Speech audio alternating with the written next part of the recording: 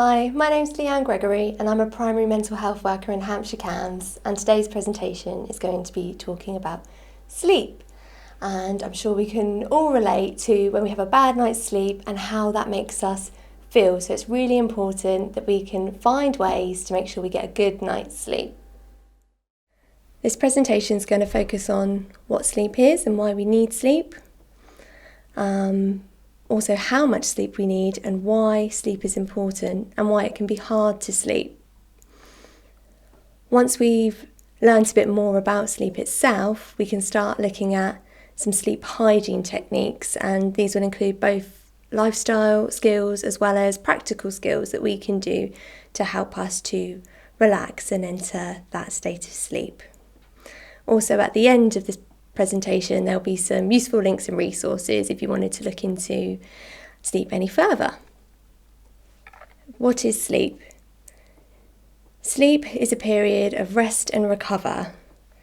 It's an extended bout of rest, so rather than short rest breaks we may take throughout the day, this one is for an extended period. It occurs daily.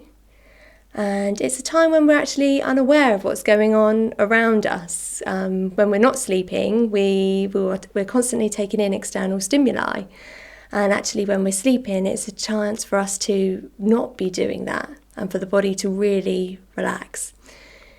Even though the body's relaxed, it's actually still an active period. So our body is still doing quite a lot while we're asleep. And that is why sleep is so important. So now we're going to look at the cycles of sleep, and as you see here there's this circular diagram, and that represents the sleep cycles that we go through. Rapid eye movement, and then moves on to the non-rapid eye movement, and you'll see there's 3 stages to that, and as we move through each of those stages we go deeper into sleep. Typically, in one night, in a good night's sleep, we should average at around 5 or 6 of these cycles. And if our sleep is disturbed, we'll actually have fewer of these cycles.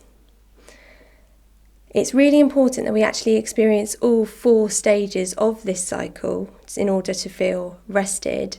And each cycle does last for about an hour and a half.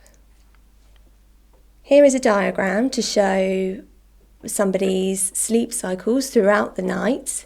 As you can see, maybe more towards the beginning of the night, they're more in that non-rapid eye movement stage, that deeper sleep, and then towards the morning they start to move more into that rapid eye movement as they gradually come into wakefulness. And this is our internal body clock.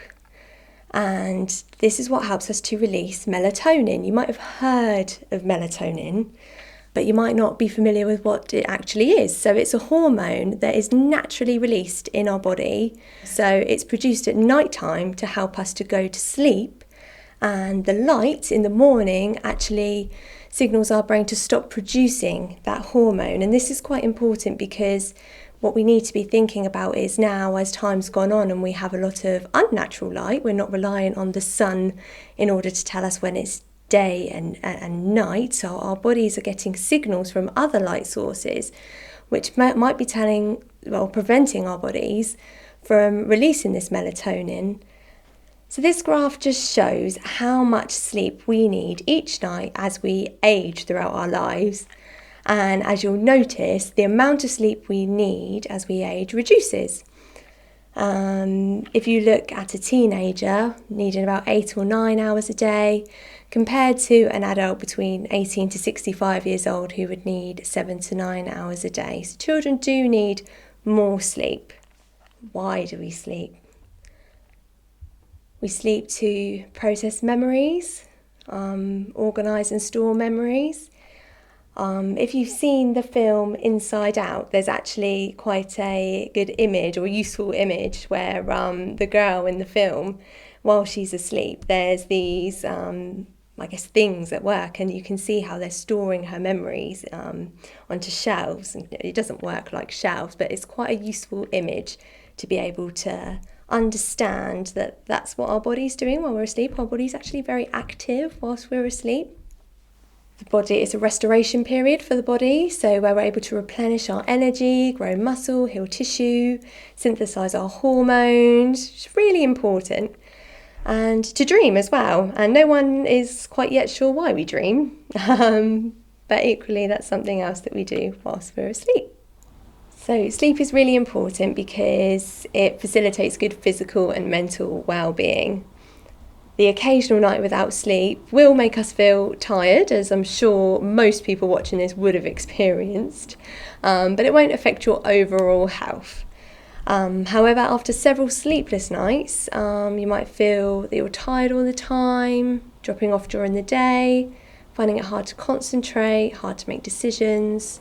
Also, it affects our mood, and we also might start to worry about not being able to sleep. If we're struggling to do those things, it's much harder to be able to continue to function day to day. If we've got to go to school, and we're not able to concentrate, we're feeling low, we're not able to make decisions, it's going to make it so much harder. So we've evolved as human beings to need our sleep. If we think about back hundreds and thousands of years ago, in the past, we'd need to be alert during the day, and we'd need to be able to get essential things like food, shelter, we needed to be able to reproduce, be safe, and we needed to learn key skills. And as a result, doing those things can actually promote alertness, and a good example is chewing, which promotes alertness. After that period of being alert, our body then needs to relax, and that's our need to fall asleep. And we're not supposed to actually be relaxed if those basic needs are not met first. So it's really important that we have had our food, that we've got our shelter, that we're feeling safe in order to be able to relax. So moving forward, hundreds of thousands of years or so, alertness is a bit different. So we still need to meet those basic needs of ours, but there's additional things that have been added in. So there's learning and concentration and school systems which require us to actually sit down for a prolonged period of time and concentrate and learn and absorb a lot of information. We need to be able to pay attention to social cues, also driving and entertainment. There's constant entertainment coming through to us on our phones, on technology. And stress as well is another. There's different stresses that we have to deal with in modern life that we didn't previously. So in order to enter into that relaxed state after being alert, we really need to be avoiding any of those things that make us alert. So all of those things that I've just said, we actually aren't so good at nighttime. Those are more for daytime, and at nighttime we need to be able to enter into that relaxed state. Also, a point to add, if we're sleep deprived, we're more likely to be less alert, so it's going to be harder to perform those functions in the daytime. And it's also quite difficult to relax why it can be hard to sleep. So if the bedroom is too noisy, messy, too hot or too cold, if the bed's too uncomfortable or too small. In bold here, if we don't have a regular sleep routine, it's really important that we prepare our bodies for sleep. And we've started talking about that with the melatonin release. We need to tell our bodies that we're entering that period of sleep for us to release that hormone. Also, if we aren't getting enough exercise, if we're eating too late, and if we're going to bed hungry as well, remember we need to have those basic needs met before we're able to enter that period of rest. If we are using stimulants such as cigarettes, alcohol, and any drinks containing caffeine, that's going to stimulate the body. It tells our body to be alert rather than resting. And also illness, pain, or a high temperature are going to impact upon our ability to be able to relax into a state where we can have a good night's sleep. Some more long-term reasons that can impact on our sleep are emotional problems, anxiety and worry, depression, thinking over and over problems, also physical difficulties as well, and there are some medications that can affect sleep. So what is sleep hygiene? I once had someone ask me when I said about sleep hygiene, and they thought I meant hygiene as in cleanliness. So I really want to point out that hygiene and sleep hygiene is not about cleanliness. It's about getting good, healthy sleep so that we feel good. There's been a lot of suggestions about what might help people to get a good sleep, but it's important to note that different things work for different people. So someone might suggest something to you that works for them to help them to sleep, but it might not work for you. That's okay, we're all different. And actually, when trying some of the ideas we're going to talk about today, they might not work straight away, and you might have to try them for a few nights in order for the body to adapt and get used to them. So let's start by thinking about your environment, which when you're asleep is your bedroom.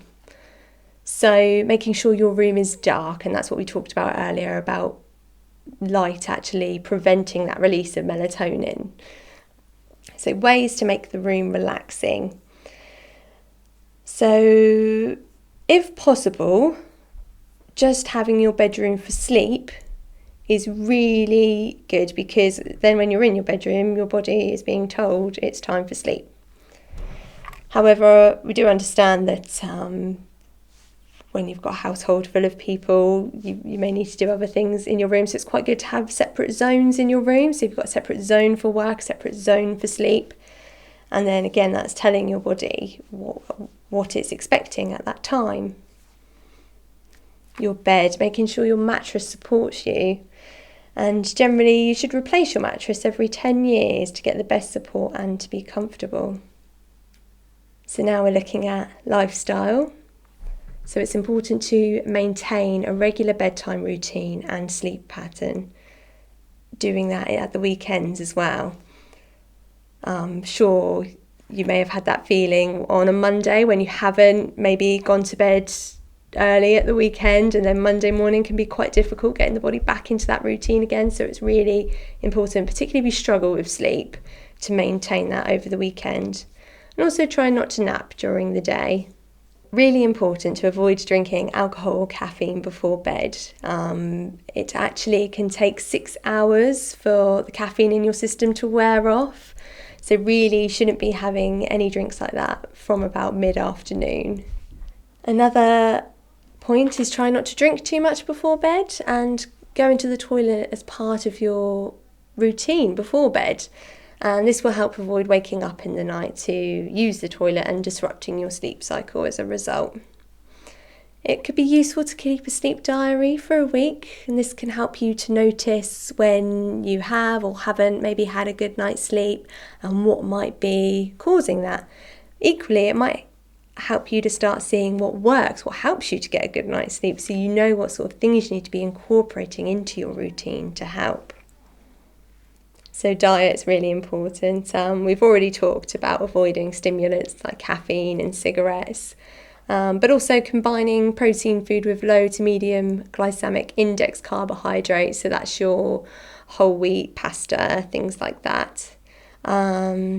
Also avoiding sedatives such as sleeping pills and alcohol to help you to sleep, and don't buy melatonin supplements online. If you're going to be using things like that, then they need to be prescribed by a prescriber. Your exercise routine. So actually exercising close to bedtime can disturb your sleep, and that's because it can promote that alertness. Exercise can help you to tire, but it's best done earlier on in the day when you are alert and when you want to be alert. If you're going to exercise in the evening, then perhaps some gentle yoga exercises before bed might help to relax you, but you want them to be quite slow and not too energizing. So we're going to look at some skills that can be practiced in the moment if you're struggling to sleep and you're wanting to help prepare your body to sleep. So progressive muscle relaxation. And this works by tensing the different muscles in the body, so tensing our physical body and then allowing them to release and we store a lot of tension in our physical bodies and stress, and actually this helps us to physically release that. So working from the feet upwards to the head, just tensing and relaxing. And what you can do is, if this is something you'd like to try, and I suggest you try it, is perhaps you can pause this slide at another time and work your way through that. Also breathing exercises, so breathing slowly actually helps to slow our heart rate. This prepares our body for sleep by making sure we're not overly stimulated. So some different breathing exercises are square breathing, and that is when you can imagine a square in your mind. You might see a square in the room, often there's something, a door frame, a window frame, or you could trace a square with your finger out in front of you, whatever works for you. And it just helps us to regulate the breath. So breathing in for 4, or as long as you can, if not quite 4. Holding the breath as you go along the top of the square. Exhaling for 4. And holding the breath as you go along the bottom of the square. And then just continuing that to help regulate your breathing. Also colour breathing, so this is imagining a colour, and you can see the colour spectrum on the screen, maybe looking more towards some of those soothing colours if we're trying to promote sleep, so maybe those blues, purples, maybe some green or pink. And as you breathe in, imagine the body filling with that colour, going in through the nose, the ears, spreading through the body. And as you exhale, you can exhale tension, or just release. And inhaling, feeling that colour fill you up. Or another one is balloon breathing. And that's when I find it works to pop my hands on my belly and breathing into the hands. And as you breathe in, imagine the belly's filling up like a balloon. And as you exhale, imagine that balloon softening as the belly softens. And then breathing in again, filling the belly up like a balloon. And exhaling, allowing that to soften. These are things I suggest you try, possibly for a bit longer than what I've just done. This is a bit of a whistle-stop tour of the different breathing exercises. I'd say maybe you can start by doing them for a couple of minutes, and you can build that up if you want to, if you find it works for you. Like I also said at the start, some things work for some people and they don't work for other people, so do try and see what is helpful to you. If you find it's night time and you've got thoughts going round and round in your mind, it can be helpful to just talk out loud. This can just help us to not pay attention to those thoughts. If you try now for a moment counting in your head, but also at the time saying out loud the alphabet. So counting in your head and then saying the alphabet A, B, C, D, E. You can't do both. It doesn't work. So actually talking out loud can be really a helpful way of detracting from those thoughts. And it might help you. You could try maybe talking out some solutions to your problems, so doing some problem solving, or even saying some positive affirmations to yourself. So for example, if you're worried about an exam at school, you could say, I know I've done all I can and I'll try my hardest in the exam. Having designated time for worry is another way that can be helpful. What we can do is we can go through our days and actually try not to think about our worries, and then when it gets to bedtime, all of a sudden we've got this space and all of the worries come into our minds. So actually designated time earlier in the day to think about those worries can be very helpful. Getting the thoughts onto paper can feel helpful, so actually writing them down, or saying them out loud as well, saying them to someone else. And sharing those thoughts, sharing those worries with another person if you feel able to.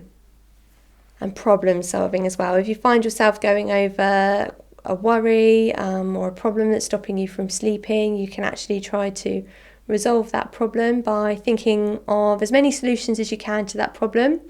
And these solutions don't have to be feasible solutions, it could be whatever comes into your head. So if you're thinking, I'm worried about missing my bus tomorrow, another way around that could be, I'm going to ride a purple elephant into school. It's unlikely that you're going to be able to do that, very unlikely.